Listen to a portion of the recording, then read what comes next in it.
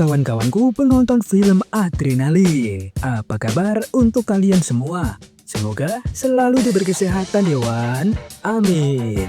Oke, kali ini adiknya Maman akan lanjut mengisahkan sebuah film beradrenalin dengan judul Hansan Rising Dragon yang rilis pada tahun 2022.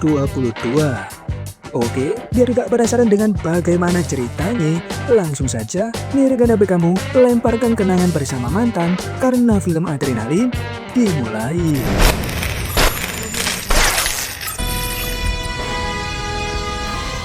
Pada awal film, kita diceritakan tentang seorang komandan tentara Jepang yang telah mengalahkan 50.000 pasukan Korea hanya dengan 2.000 orang saja. Komandan tersebut bernama Wakizaka Yasuharu. Dia juga telah membantu pasukan Jepang menguasai ibu kota Joseon. Oleh karena itu, kemampuannya dalam berperang sudah tidak dapat diragukan lagi.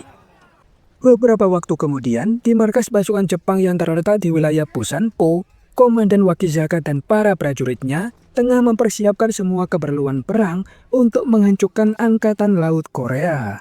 Karena sebelumnya, armada Korea berhasil mengalahkan armada Jepang. Dari kejadian tersebut, salah satu awak kapal yang selamat bercerita dengan penuh ketakutan mengenai armada Korea yang dipimpin oleh Laksamana Yi Sun-shin.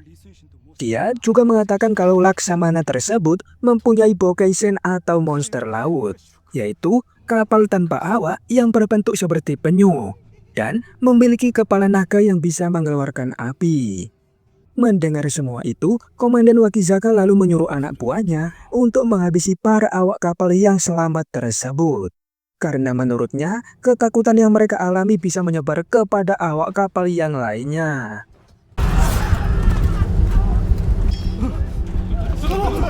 Setelah itu, Komandan Wakizaka lalu memeriksa kapal yang diserang oleh Bokaisen. Kapal yang terbuat dari kayu itu rusak parah dengan lubang besar di mana-mana. Di beberapa dinding kapal tersebut juga tertancap potongan besi yang berasal dari taring kepala naga Bokaisen. Melihat benda itu, Komandan Wakizaka lalu membayangkan bagaimana perang itu bisa terjadi. Setelah itu, kita dibawa kembali ke 1 bulan yang lalu. Tepatnya saat perang di laut antara armada Korea melawan armada Jepang.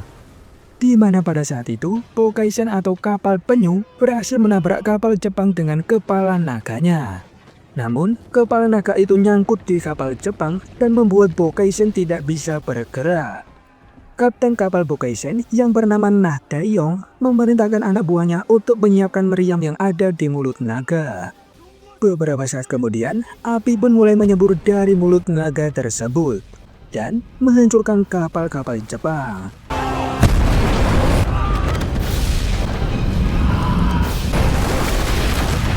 Setelah serangan itu, Bokaisen ternyata masih belum lepas dari kapal Jepang. Beruntungnya, sebuah kapal Korea muncul untuk membantu. Dan kapal tersebut ternyata dinaiki oleh Laksamana Yi Sun-shin.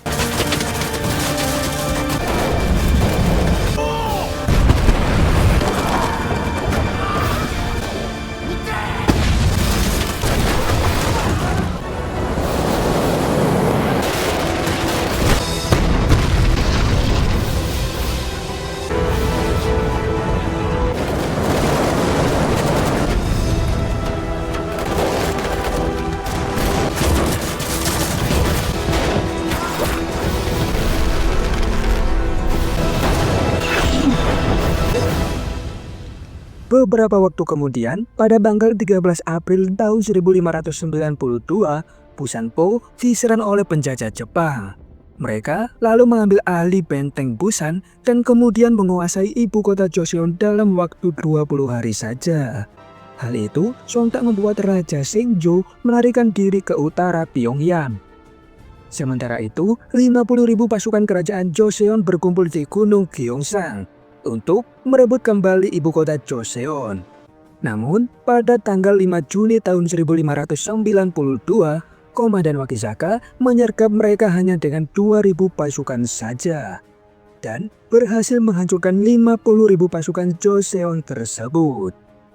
Sementara itu di Laut Selatan, 20 kapal Jepang berhasil dihancurkan armada perang Joseon yang dipimpin oleh Laksamana Yi Sun-shin.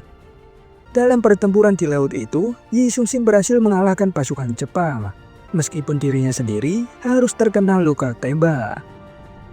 Beberapa waktu kemudian, di markas militer Jeolla milik Yi Sun-shin ini tengah mengamati lembaran kertas yang berisi konstruksi rangkaian kapal penyu atau yang disebut orang Jepang dengan nama Bokaisen. Yi Sun-shin berencana akan menggunakan kapal itu dalam perang yang akan datang. Karena kapal penyu sebelumnya telah rusak dan perlu diperbaiki. Tak lama kemudian, rapat di antara para perwira Korea pun diadakan. Dalam rapat itu, mereka membahas langkah yang akan mereka ambil selanjutnya. Salah satu perwira yang bernama Laksamana Won mengusulkan untuk bertahan saja. Namun, hal itu langsung ditolak oleh seorang perwira lain. Karena menurutnya, mereka harus menyerang musuh terlebih dahulu. Mendengar hal itu, Laksamana Won berkata bahwa itu bukanlah ide yang bagus. Karena sebulan yang lalu, 50.000 pasukan mereka telah dibantai oleh 2.000 pasukan dari Komandan Wakizaka. Karena hal itu, mereka tidak boleh menganggap remeh Komandan Wakizaka.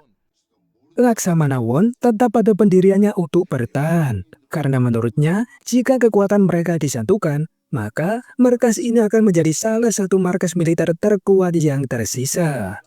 Mendengar semua itu, Laksamana Yi Sun-shin hanya bisa terdiam. Sementara itu, di dalam markas pasukan Jepang, Komandan Wakizaka didatangi penasehat yang bernama Kanbe.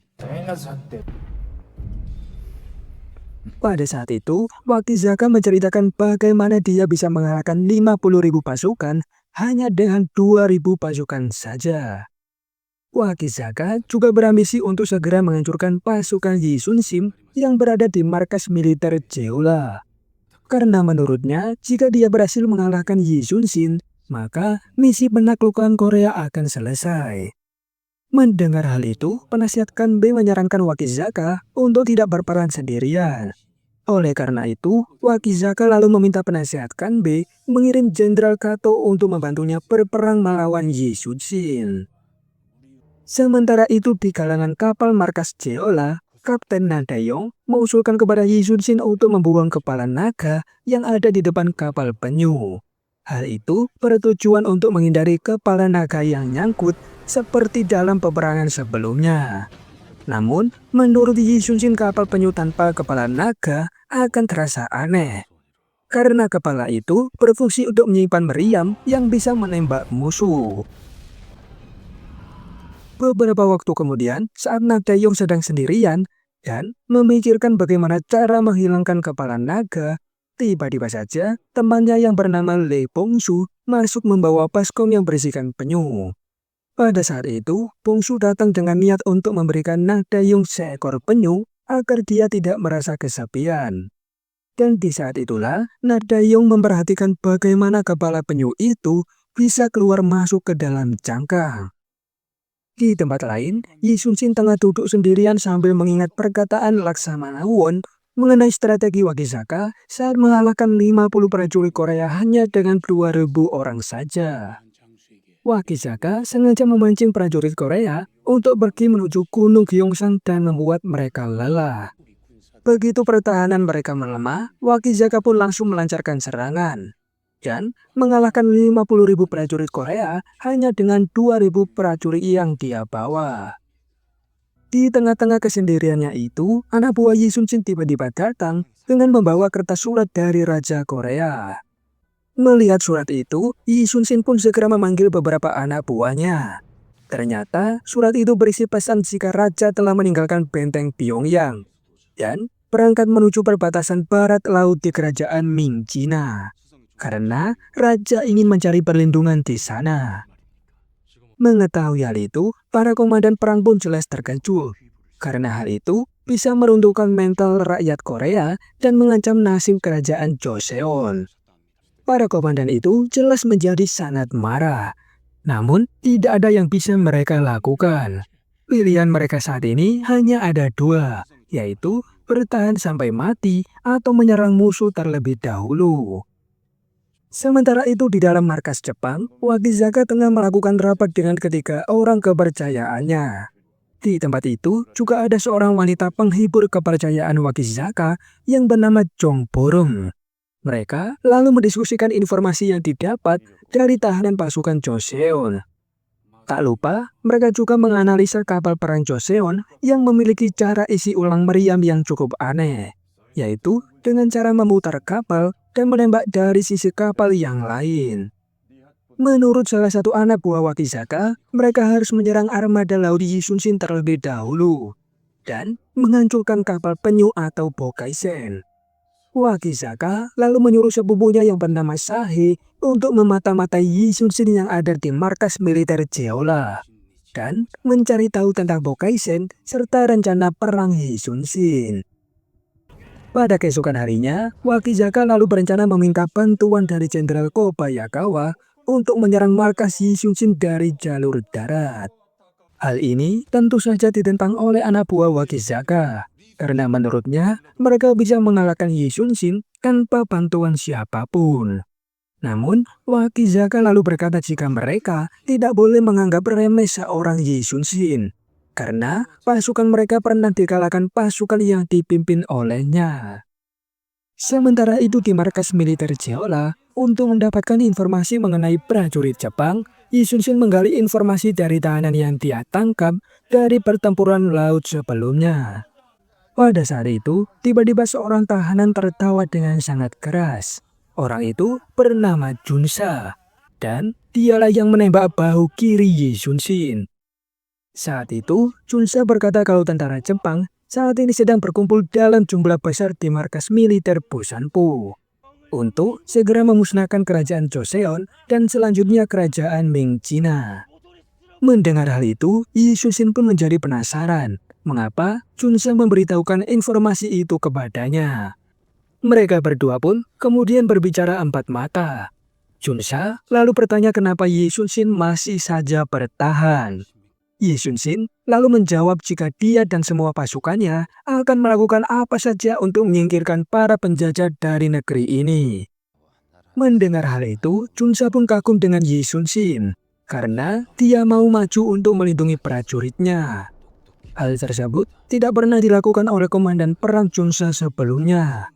Malahan, komandannya justru menggunakan para prajurit untuk melindungi dirinya sendiri. Sadar kalau dia ternyata adalah seorang penjajah, Junsa pun meminta maaf dan memilih mengabdi kepada Yisunsin. Sebelum operasi militer selanjutnya dilaksanakan, Yisunsin dan prajuritnya melakukan latihan di tengah lautan. Mereka menggunakan formasi sayap yang berbentuk seperti bulan sabit.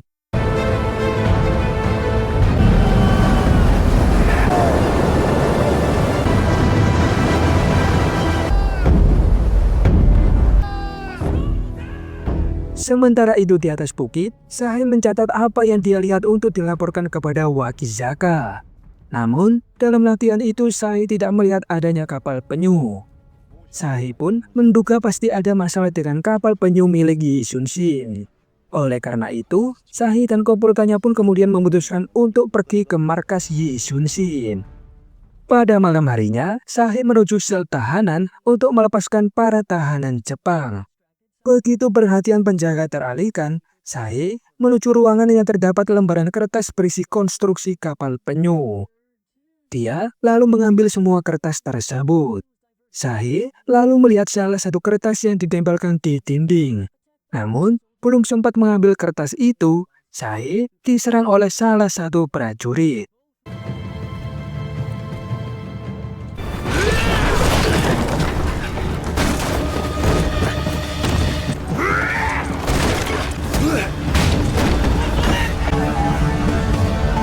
Dalam pertarungan itu, Sahe dapat dikalahkan.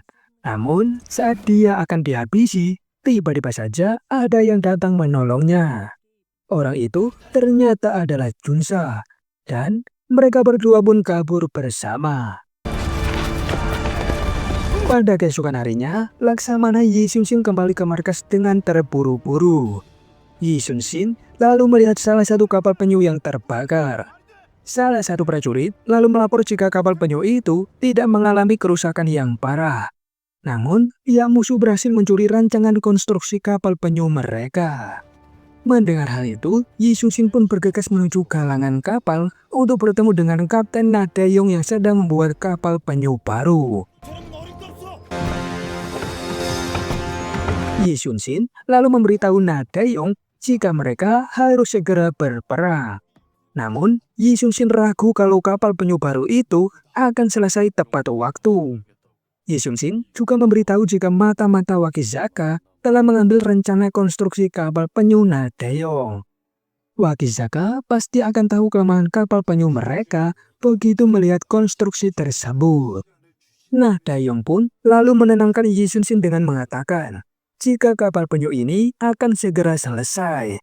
Dan kapal ini juga berbeda dengan kapal penyu yang sebelumnya. Namun, Yi Sun-shin tetap bersikeras kalau dia akan berperang tanpa membawa kapal penyu. Di tempat lain, Wakizaka mulai mempelajari konstruksi kapal penyu yang dibawa oleh Sahe. Di tempat itu juga ada Junsa yang menceritakan pertempurannya di laut melawan Laksamana Yi Sun-shin. Dia juga berkata kalau kapal penyu itu menabrak kapal musuh, maka kapal tersebut tidak akan bisa bergerak lagi. Setelah mendengar informasi dari Sahe dan Junsa, salah satu orang kepercayaan Wakizaka yang bernama Watanabe mengira jika kapal penyu tidak terlihat dalam latihan formasi sayap, maka Yi Sun-shin pasti akan segera menyerang. Namun, hal itu langsung dibantah oleh Junsa. Dia lalu berkata kalau Yi Sun-shin akan tetap bertahan tanpa menyerang. Wakizaka pun tidak percaya begitu saja dengan Junsa. Dan untuk meyakinkan mereka yang ada di sana, Junsa memberitahu rahasia kalau Raja Joseon sudah kabur ke perbatasan Laut Cina. Jadi, Yi Sun-shin tidak lagi memiliki alasan untuk menyerang. Di tengah-tengah perbincangan itu, tiba-tiba ada seorang prajurit yang datang dan memberitahukan jika armada Jenderal Kato sudah datang untuk membantu mereka.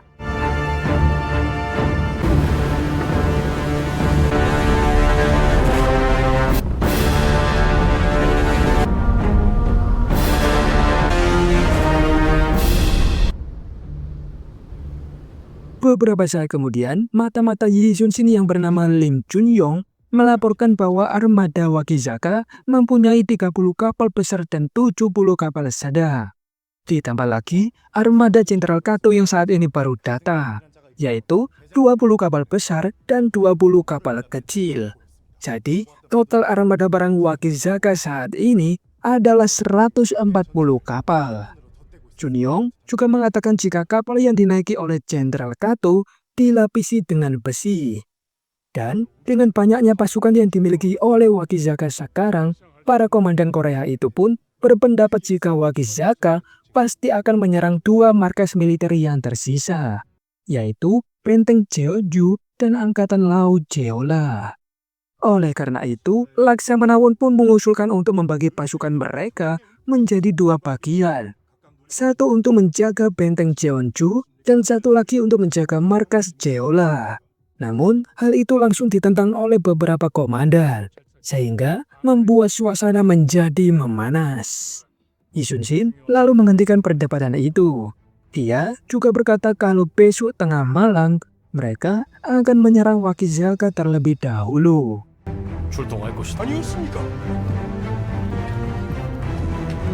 Di tempat lain, saat Wakizaka tengah menyambut kehadiran Jenderal Kato dengan sebuah pertunjukan, tiba-tiba saja datang utusan Jenderal Kobayakawa dengan membawa sebuah pesan. Seketika itu juga, semua wanita penghibur dan pemain musik disuruh untuk keluar ruangan. Setelah itu, pesan kemudian baru dibacakan, di mana ternyata pesan itu berbunyi kalau Jenderal Kobayakawa bersedia untuk membantu Wakizaka guna menyerang markas militer Jeolla dari jalur darat.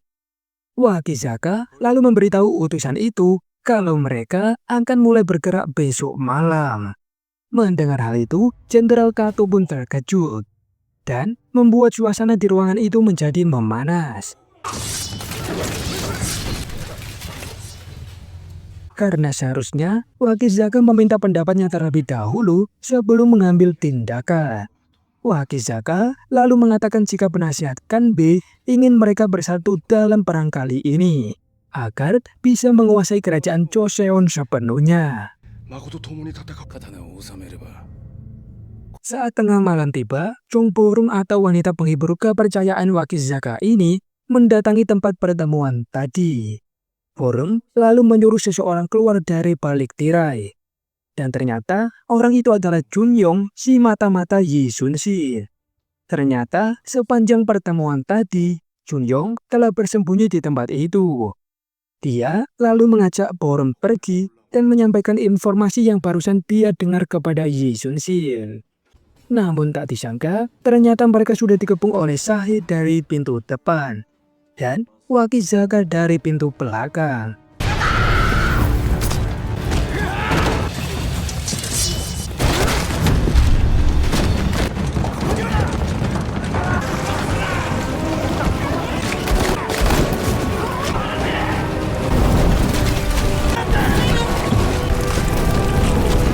Dari kekacauan itu, Wakizaka ternyata tidak membunuh Chung Porung. Dia hanya merobek mulut wanita itu agar tidak bisa bicara. Wakizaka yang marah lalu memerintahkan para anak buahnya untuk menghabisi semua warga Korea yang mencurigakan.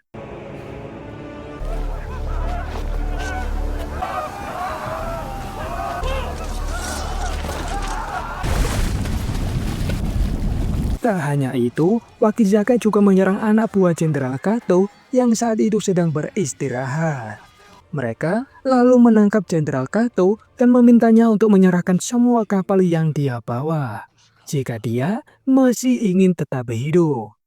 Karena tidak punya pilihan lain, Jenderal Kato pun menyerahkan kapal beserta semua armadanya kepada Wakizaka. Namun, dia juga berjanji akan membalas semua penghinaan ini.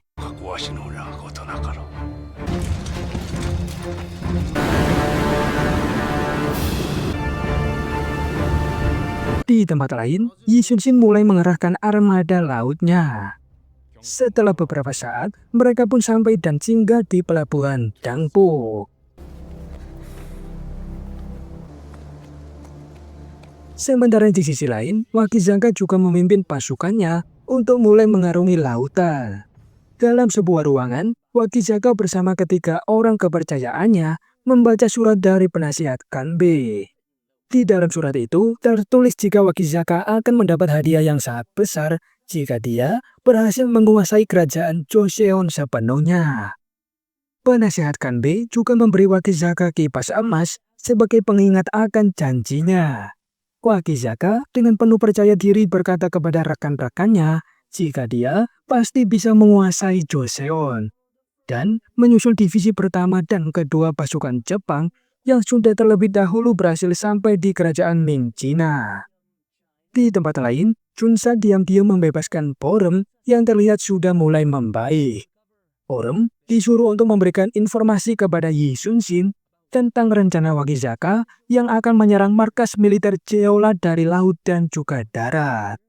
Pada pagi harinya, Porem pun langsung menggunakan kuda menuju Dangpo, tempat persinggahan Yi Sun-shin dan para pasukannya. Sementara itu, Wakizaka akhirnya tahu jika Yi Sun-shin dan armadanya sudah berada di wilayah Dangpo. Dia kemudian membuat rencana bersama para anak buahnya. Di antara Dangpo dan markas Wakizaka saat ini, ada rute laut yang sempit, yaitu Selat Gyeongnariang, atau kita sebut saja sebagai Selat Gon. Mereka berencana akan menghadang pasukan Yi Sun-shin di sana. Di tempat lain, Yi Sun-shin bersama beberapa rekannya berusaha untuk mencari tahu di mana keberadaan Wakizaka. Namun, belum juga ketemu. Laksamana Won lalu berkata jika keberadaan musuh belum juga ditemukan, maka dia akan menarik pasukannya untuk membantu mempertahankan benteng Jeonju. Tak lama kemudian, akhirnya salah seorang prajurit datang memberitahu kalau Wakizaka dan armadanya saat ini sudah berada di Selat Gon. Diperkirakan ada sekitar 100 kapal Jepang yang sudah berlabuh di sana. Mendengar hal itu, Laksamana Won mengusulkan untuk menyerang mereka sekarang. Namun, karena Selat Gon yang sempit dan arus di sana yang terlalu kuat, diperkirakan kapal mereka tidak akan bisa berperang di sana.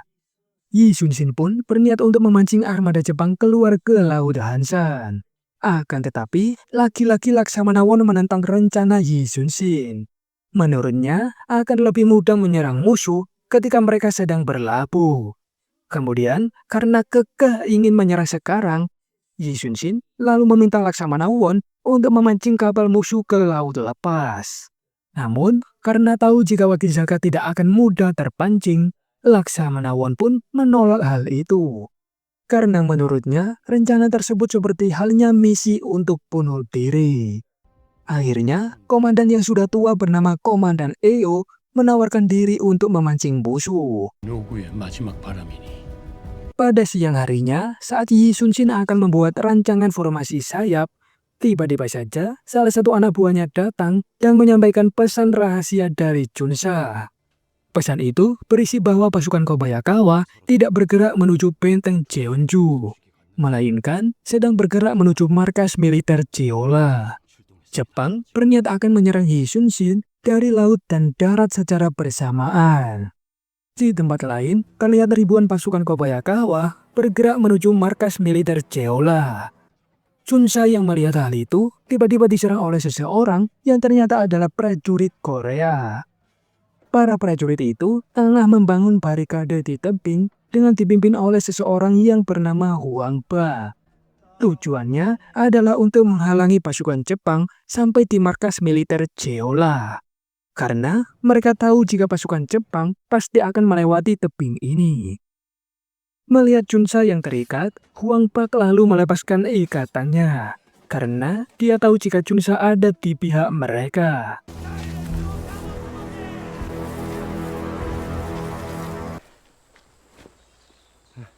Pada malam harinya, Yi Sun-shin benar-benar fokus untuk menyempurnakan formasi sayap. Hingga akhirnya, jadilah formasi sayap yang sempurna untuk menghalau pasukan Wakizaka. Setelah itu, Yi Sun-shin bersama armadanya bergegas menuju ke Selat Gon. Sementara itu di pihak Jepang, saya melapor kepada Wakizaka bahwa armada kapal Yi Sun-shin saat ini sudah berlayar. Diperkirakan ada 50 kapal perang dan tidak ada kapal penyu yang terlihat. Di sisi lain, Komandan Eo yang bertugas memancing Wakizaka untuk keluar dari Selat Gon mulai mendekati pasukan Wakizaka itu.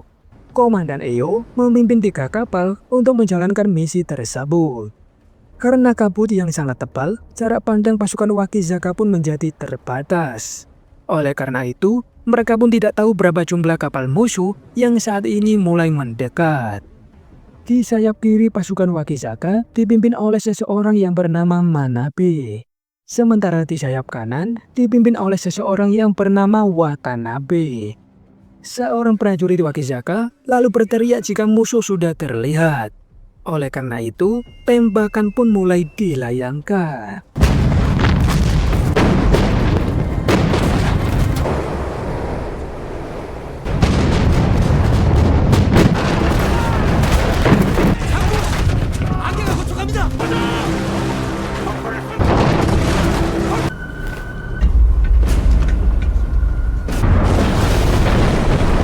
Wakizaka yang belum tahu pasti berapa jumlah kapal lawan menyuruh Sahid dan juga kedua pemimpin sayap untuk menahan serangan mereka. Sementara Komandan Eo terus menyuruh anak buahnya untuk bergerak maju. Meskipun resikonya nanti mereka akan bisa dikepung oleh formasi lawan. Karena armada utama Wakizaka belum terpancing. Sementara itu di Laut Hansan, Yi Sun-shin bersama prajuritnya menunggu Komandan Eo. Mereka berharap bahwa rencana ini akan berhasil. Sedangkan Komandan Eo saat ini mulai kewalahan karena kehabisan bubuk mesiu. Dan kabut juga mulai menghilang. Salah satu prajurit lalu mengusulkan untuk mundur. Namun, mereka tiba-tiba dibuat terkejut saat mendengar ledakan di kapal sebelah mereka. Karena ditembak meriam dari kapal Kato yang dirampas oleh Wakizaka. Karena kabut sudah menghilang sepenuhnya, Wakizaka pun bisa melihat jumlah kapal lawan dengan jelas. Betapa kagetnya Wakizaka saat dia melihat hanya 3 kapal yang ada di depan matanya. Oleh karena itu, dia pun tidak tertarik keluar selat hanya untuk melawan 3 kapal saja. Namun tak disangka, dari sisi kiri tiba-tiba Manabe memimpin pasukannya untuk mengejar kapal lawan. Melihat hal itu, Komandan Eo pun terkejut, karena kini dia tidak bisa lagi melarikan diri.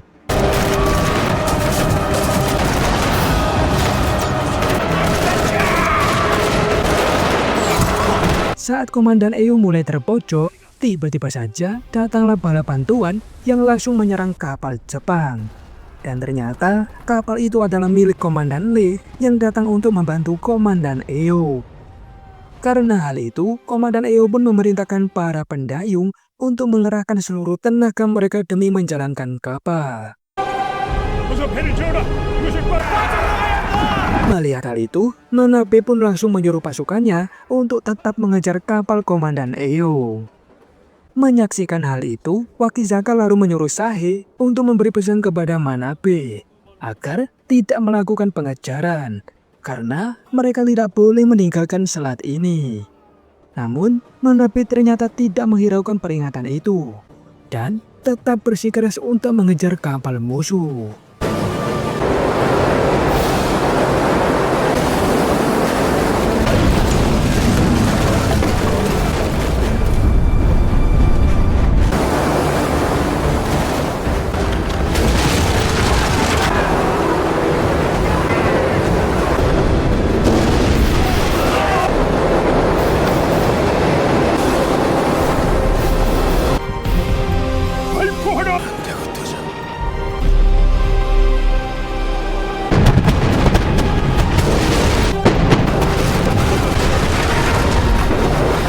Di tempat lain, Yi Sun-shin menerima kabar kalau armada utama musuh belum tertarik untuk keluar dari selat. Oleh karena itu, Yi Sun-shin pun memerintahkan semua kapal untuk menjemput Komandan Eo dan Komandan Lee. Meskipun hal itu sangat berbahaya, namun Yi Sun-shin tetap membutuhkan mereka untuk menyempurnakan formasi sayap.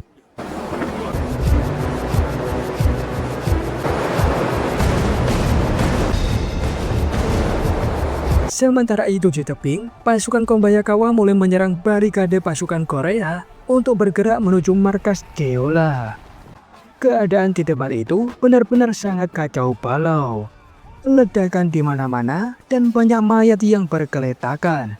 Di sana, Chunsa bertarung bersama Huang Bak untuk melawan pasukan Jepang.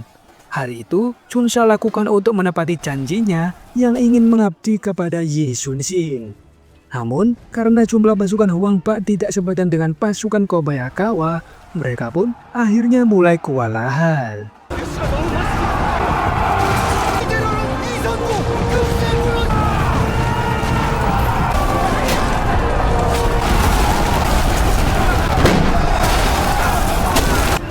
Sementara itu di lautan, pasukan Wakizaka mulai bergerak maju untuk mendekati kapal Yi Sun-shin. Melihat hal itu, Yi Sun-shin pun memerintahkan Komandan Eo dan Komandan Lee untuk segera mundur dan menyempurnakan formasi sayap. Namun, kapal Wakizaka ternyata bisa melaju dengan cepat, dan Sae pun langsung memerintahkan pasukannya untuk mulai menyerang kapal lawan mereka.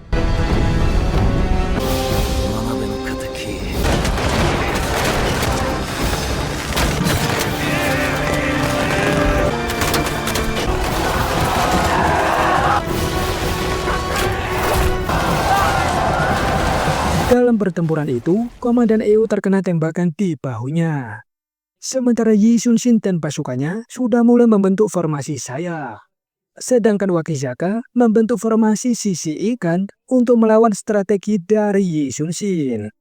Dalam situasi yang kian memanas itu, Sae masih terus berusaha menyerang kapal Komandan Eo dan Komandan Lee. Sementara Watanabe mengejar kapal di sayap kanan dari formasi sayap yang dipimpin oleh Laksamana Won. Melihat adanya kapal Jepang yang mendekat, Laksamana Won pun menembaki kapal Watanabe tersebut. Namun, hal itu justru memperlemah formasi sayap mereka. Melihat hal itu, seorang prajurit meminta Yi Sun-shin segera mengirimkan perintah untuk menembakkan meriam. Namun, Yi Sun-shin berkata bahwa sebelum formasi mereka sempurna, Dia melarang siapapun untuk menembak. Meskipun musuh sudah semakin dekat, Yi Xunshin masih tetap tenang dan percaya dengan rencananya.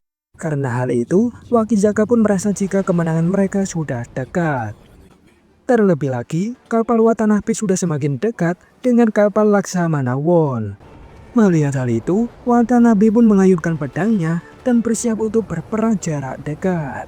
Sementara itu, Laksamana Won yang ketakutan bersembunyi di balik barikade prajuritnya. Dia juga sudah pasrah dengan apa yang akan terjadi. Wakizaka yang melihat semua itu dari kejauhan, sontak tersenyum dan mengira akan memenangkan pertempuran dengan mudah. Namun tak disangka, tiba-tiba kapal Watanabe tertembak dan membuat semua orang menjadi tercengang. Ternyata, tembakan itu berasal dari Bokaisen atau kapal penyu yang datang di tengah-tengah pertempuran, dengan kepala naga yang melontarkan meriam.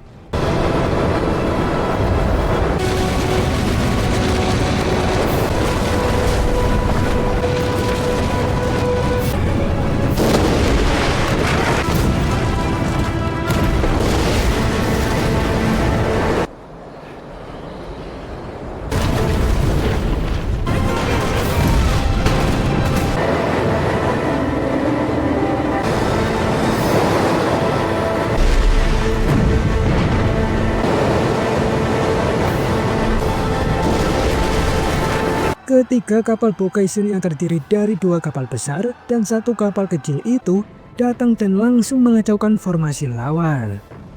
Tembakan yang diberikan oleh pasukan Jepang tidak ada artinya untuk badan kapal penyu. Ketiga kapal itu pun lalu mulai mendekati kapal Wakizaka. Namun, karena kapal itu dilapisi besi, serangan ketiga Bokaisen itu pun tidak dapat menghancurkan kapal tersebut. Melihat hal itu, Wakizaka yang tahu kelemahan kapal penyu berniat menembak dengan meriam di bagian lambung kapal. Hal itu juga dilakukan oleh Shahid dari kejauhan. Dan benar saja, serangan mereka pun berhasil melubangi kapal penyu. Oleh karena itu, prajurit Jepang pun mulai menembaki awak kapal penyu yang ada di dalamnya.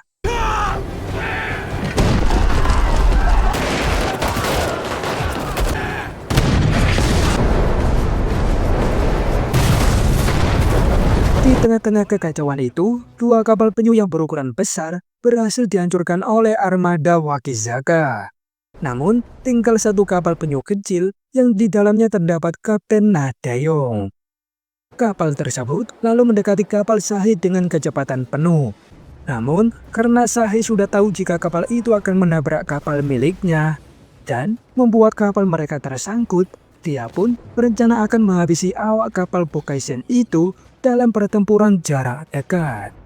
Namun tak disangka, ternyata prediksinya salah besar. Karena kepala naga yang ada di kapal penyu itu perlahan bisa masuk ke dalam badan kapal dan menabrak kapal Shahid tanpa tersangkut. Kapal penyu itu lalu mundur dan memunculkan kembali kepala naga meriamnya. Dan langsung menghancurkan kapal-kapal yang ada di sekitarnya, termasuk kapal milik Shahid.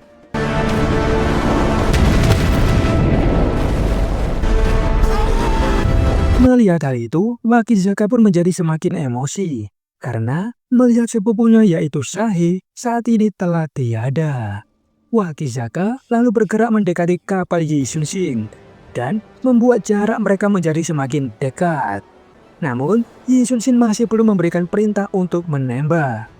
Kini, jarak antara kapal Wakizaka dan kapal Yi Xunshin hanya sekitar 200 meter saja.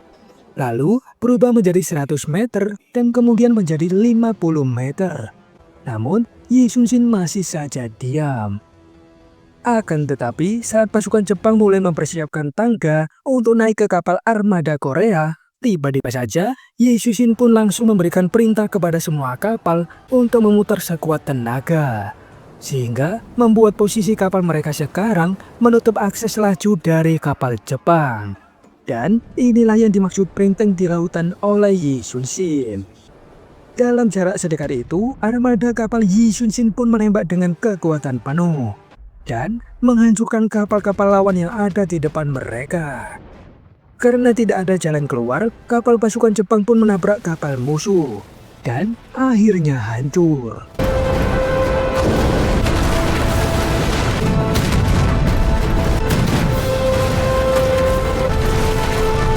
Pasukan Jepang tidak diberi kesempatan untuk membalas. Dalam sekejap, seluruh kapal pasukan Jepang pun hancur lebur. Dan hanya menyisakan kapal induk milik Wakizaka yang berlapiskan besi. Wakizaka lalu menyiapkan pedangnya dan mulai berjalan menuju kapal Yi Sun-shin. Namun, di saat kapal Wakizaka akan menabrak kapal Yi Sun-shin, tiba-tiba saja kapalnya dihantam oleh kapal penyu Kapten Nadayong. Karena hal itu, semua meriam dari armada kapal Yi Sun-shin mulai menargetkan kapal Wakizaka. Dengan satu perintah, semua tembakan-tembakan meriam itu akhirnya dapat menghancurkan kapal tersebut.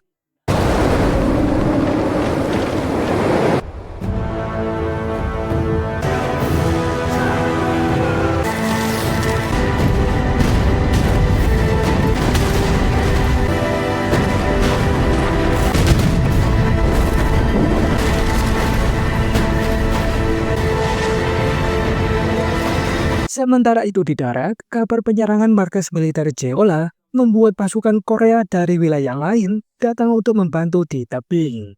Dengan begitu, mereka pun berhasil memukul mundur pasukan Jepang. Sementara itu, setelah berhasil mengalahkan Wakizaka, Yi Sun-shin pun mengerahkan pasukannya menuju ibu kota Joseon. Dengan begitu, Yi Sun-shin pun berhasil kembali mengambil alih ibu kota dan mengusir para penjajah Jepang. 압도적인 승리가 필요하다.